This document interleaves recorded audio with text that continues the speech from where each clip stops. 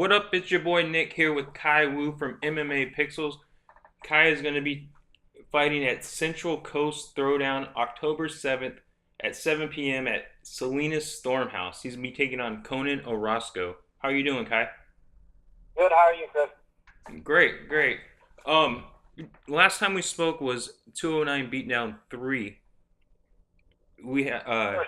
You took on Kyrie Snowden for the featherweight title. It didn't go your way. It ended up in a split decision. I want to. I didn't get to talk to you after. I want to ask you, did you lose that fight?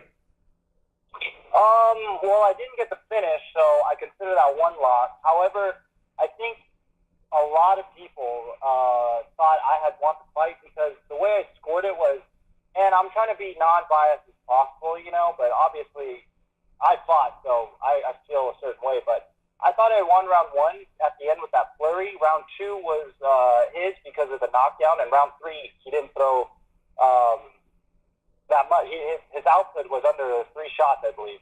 So I just felt like I dominated round three, and then round one I edged it out. And round two he had it. However, even when he had round two, it wasn't a significant.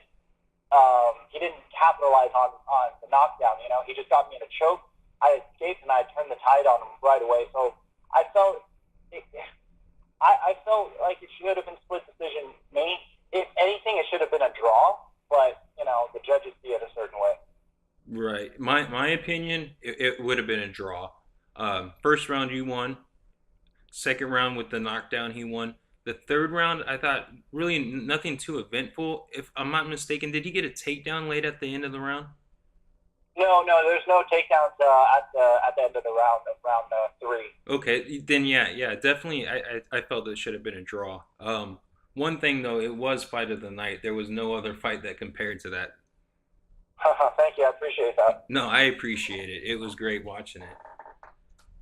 Yeah, I hope to put on performances like that. I thought stylistically that it was going to be a very interesting matchup because if you looked at it on paper, he's extremely tall, extremely lengthy, and he's had a lot more fights than it based on camo. So it was a good, experienced fighter that had all the physical advantages versus, I guess, somebody like me who the 209 beatdown promoter, Rayford Hudson, he likes to call me the technician because of the fact that he likes to say I'm very technical. And I don't know, it was already an intriguing matchup, and I thought it would have gone a quick finish for me, or it would have been a exciting fight. There's only those two options, and we ended up going the exciting fight route, which I'm happy that the fans got to enjoy. Yeah, it was odd. I spoke with him before the fight as well, and he said it was going to be a decision, which usually fighters always say that it's going to be a finish, but he respected you, and he said that he felt that it was going to go to the distance. Yeah, he's an awesome guy, very respectful. I'd like to fight him sometime in the future again, and he's just a really respectful guy, fun to fight too, because I like when the odds are against me. I like that those kind of fights because those usually push me the most, right? That's generally what a lot of fighters think, and I think I'm one of those guys where those kind of fights just brings out the best. And I was going in with a couple injuries, but I totally forgot about the injuries because of how much of a chess match it became to be. So I totally forgot about it. It was fun. Your opponent also fought on that night. He scored a third round TKO. Did you see that fight? Yeah, he actually fought John Kasem, who I fought on the first 209 down. Right, right. So we've had a couple times where he fought. So he fought my opponent. He finished him, and I was there to watch the fight, and I think he did really well. He was definitely really hyping the crowd up with his antics, and it was very interesting to see because you don't really see that kind of mentality in amateur fights. Yeah, I really wanted to touch on that. He played the heel role really, really well. He was fighting a guy from Stockton, the hometown guy, and he just embraced it. Once he got the finish, he was taunting the crowd in good spirit, but it was cool. Yeah, definitely. I don't know if he's usually like that or not, but it was cool to see somebody at the amateur level already thinking ahead. And it's all part of the game. It comes with the territory. I I don't take any offense to that type of mentality, just because of the fact that it's all part of the game, you know. Right. And this time he'll be fighting in his hometown. You'll be the away guy. Do you think that will have any effect on you? I don't think territory fighting like in his home crowd or fighting in my home crowd. I don't think it plays too much of a mental factor, just because of the fact that it's at the end of the day, when so far the experience I've had is you don't hear the crowd. I've never heard the crowd in my fights. I've just been so focused. And as a martial artist, I don't look to play off the crowd. I look to play off my opponent, you know, and fight off, you know, what he's giving me and whatnot. So I don't think it'll play too much of an advantage to either side, because that's just not what I see. That's not what I look for, you know. Right. And also, I generally like to be. I always like to show respect to my opponents, no matter what. So I don't think it's going to play a factor at all, whether his hometown supporting him and not supporting me, or you know, I have my team coming out to support me. Regardless, it's just nobody could help us at the end of the day, you know, but ourselves. So we're just going to fight each other. And he's a slugger. His style's really going to be really interesting, because I'm a stand-up guy myself. I've never shot for a takedown in my amateur career so far, so it's going to be really interesting. I want to, yeah, kind of touch on that. You said you consider yourself a stand-up. I know previously you said that you were a grappler. Have you made that transition? Are you a striker? I am a striker because I like getting the knockouts and fighting, and I do like the stand-up. I shouldn't say more, but I am more comfortable now with the stand-up. Um, However, at the same time, I am still a grappler, just because I've grappled for a very long time. I've started grappling when I was 9, you know, and I'm 22 now, so I'm a huge grappler. But it's just I was always so bad at striking that the past year and a half I've really, like, starting out my amateur MMA career, I really needed to focus on striking if I was going to go far at all. So I just got really focused on striking and working on my developing the ability to get hit and, you know, be okay with it. I started doing that with my Muay Thai coach, striking coach, Steve Chow from Omni Movement. We started really building a system like that. So it definitely paid off. you also took some Muay Thai fights, right? Yeah, I did. I took 3 Muay Thai fights. I was fortunate enough to be the victor in all of them. And unfortunately, I got injured on one of them, but I do like Muay Thai a lot. I did want to understand. I did want to be a complete martial artist and do the, you know, compete in others. And I wanted to, actually, as of right now, after my fight on October 7th, I want to do a boxing tournament. And I want to get into all sorts of martial arts before I turn pro. Okay, I think your opponent does some boxing. I know his hands. He's got really nice boxing skills. Oh yeah, definitely. I didn't see the whole fight, but I know it's now posted, and I did watch his technique, and he's definitely a brawler. However, he does have technique behind it. It's not just mindless swinging. You know, he does have some decent technique behind it.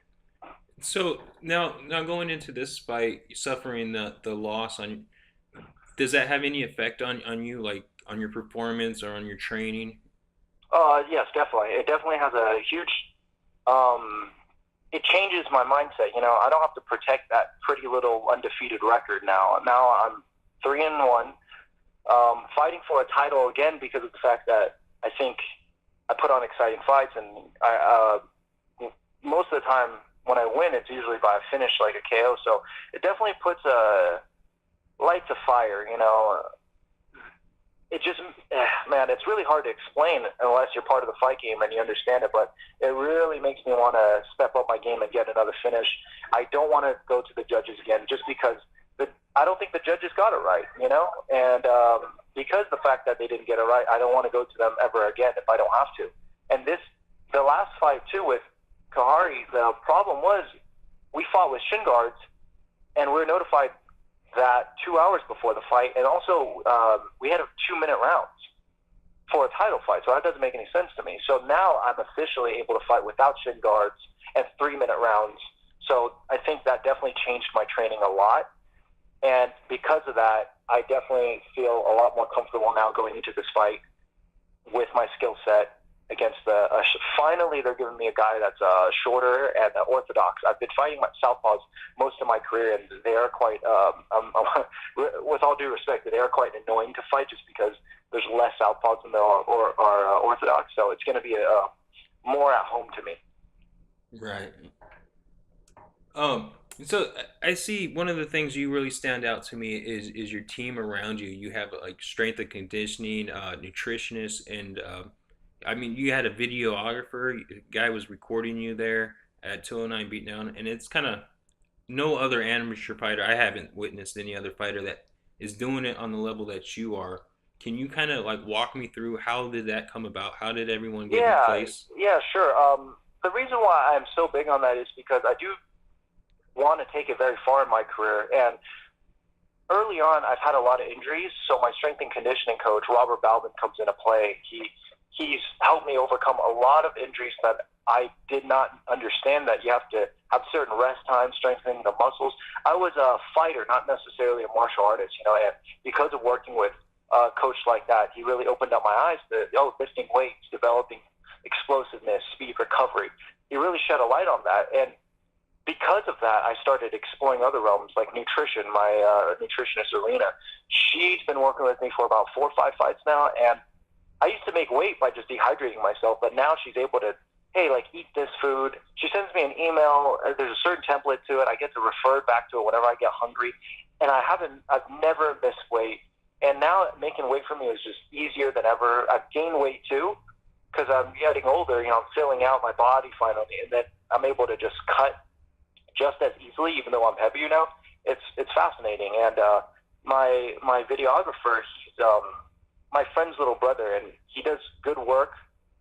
He has the same passion that I have for martial arts, but for cinematography, photography, and all that stuff. His name's Joseph, and I thought about bringing him along because of the fact that I need to start marketing myself as a fighter. Fighting's no longer just fighting; it's business too now. With all you can tell, it's going mainstream. So you definitely have to take every advantage you can to stand out. Because I'll be honest, there's a lot of good fighters out there, and there's a lot that are better than me out there. But what's going to separate me from them, or what's going to give me the advantage at the end of the day? And also at the same time, I don't. My goal in fighting is to get in as early as I can, put a stamp on it. I don't care about being the best in the world. However, I do care about being the best version of myself possible. And I think martial arts really stands out to me that way. So I do want to get in and make some decent money. Otherwise, why would I be fighting, right? Why fight? Take all that damage for no money. So I definitely think having these advantages early on in my amateur career will definitely help me stand out from the rest. Right, absolutely. I mean, like the sponsorships, I haven't even seen any local fighters with sponsorships. How did that come about? Is that something you searched out, or did they find you? Very interesting, the sponsorships. So I remember my Dynasty clothing sponsorship. They actually commented on one of my photos on Instagram, and then I started looking into their products a little bit more, and I saw that it really stood out and it spoke to me. And I just feel like for sponsorships, you don't get them just because you want them or you like them. You get it because you feel like you could represent them. I feel like the big problem with sponsorships, a lot of people do, is they just ask for handouts. I didn't do that. I actually bought a product from Dynasty first, and I really saw that I liked it, I enjoyed it. Therefore, I was able to connect with them on a deeper level and speak to them like, I really like your guys' products. You guys don't have a lot of stuff out right now. However, I do want to be a part of your guys' journey and growing your brand, and I will represent your brand for fights.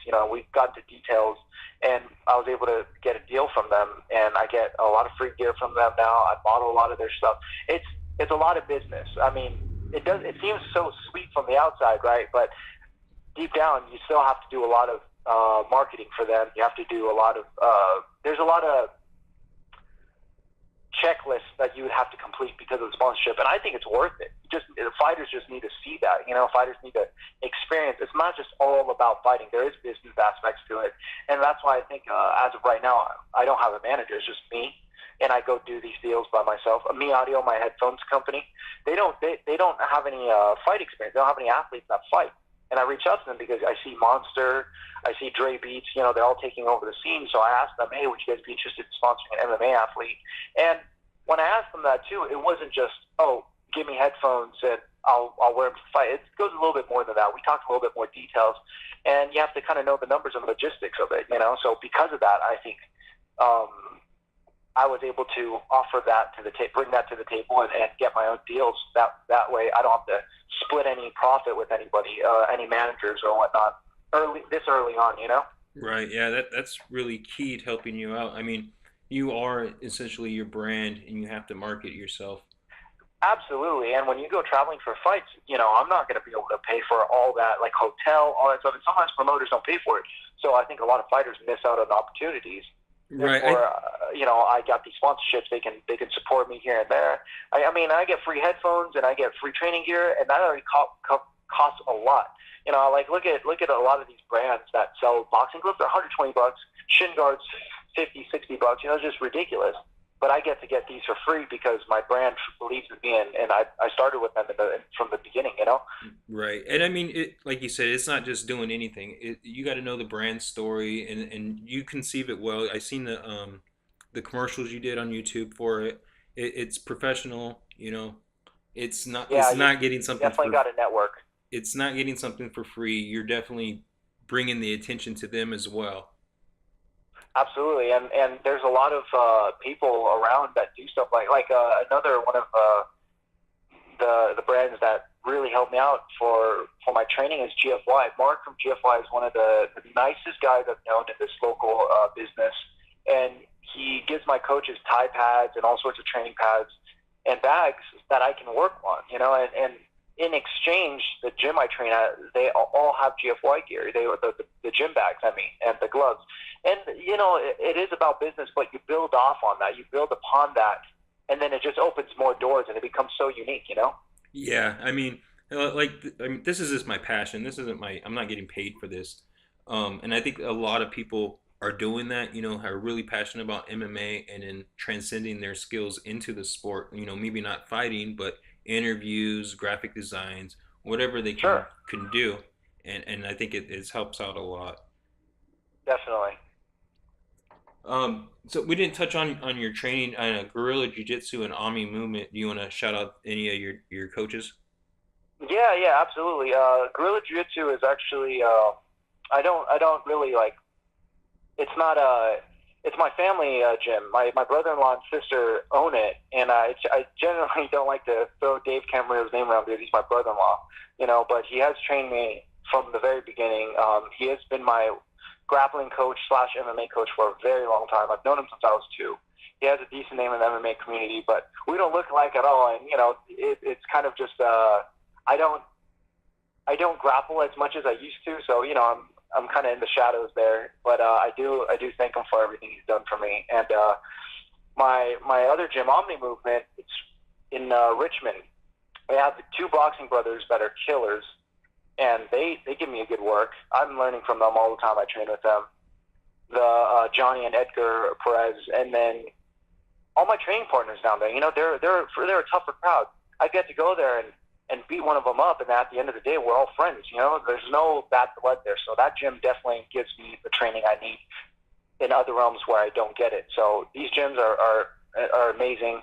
Steve Hahn owns Omni Movement. He is a very generous guy. Him and I talked for a while, and it was kind of like a trial. He got me on the team, and I told him I'm going to put Omni Movement on the map for you. I will, and so far I think I have brought some attention to it based off my fights and the name I carry. And when I fight, I'm being myself. There's no image I'm trying to put on that is a front or a false. I'm just being myself. Right. Yeah, well, from what it's worth, I just see a respectful martial artist who wants to do his best. I do appreciate that. Yeah, that's what my mom teaches me, and my mom watches my fights, so I got to be on my best behavior too. Yeah. Um. Yeah. So, is there anything else you wanted to go over? I hope to see everybody there at the fights. This is I'm I'm fighting for another title finally, and I'm just excited. And I do have to say, I always appreciate anybody that wishes me good luck and goes out of the way to, send positive vibes to me. It means a lot, and I do plan on carrying that to the top. That is one thing I don't want to forget is any little help. Team Nobody, they're another team that I've trained with, and they're just, every single time I fight, they send out positive, hey, good luck, this and that. They're such great guys over there. And people from other gyms, even my other people that are sponsored by my sponsors, Dynasty, like C. Lau from AST, he messages me after a fight or before fights telling me good luck. So I really appreciate everybody that does that. And especially the interviewers like you guys too, interviewing me and give me the spotlight. When I do turn pro and get that bigger spotlight, I hope to have you guys there along with me too. Yeah, I hope to grow with you guys. I really do appreciate that. Um, so Central Coast Throwdown, October 7th. Doors open at 7 p.m. Salinas Storm House. Kai Wu will be going for the featherweight championship. Yes, sir. I'm sorry. One last thing. How can the fans connect to you on social media? Anybody could friend request me on Facebook. My name is KHAIWU, and on Instagram, my name is KHAI underscore the shadow underscore WU.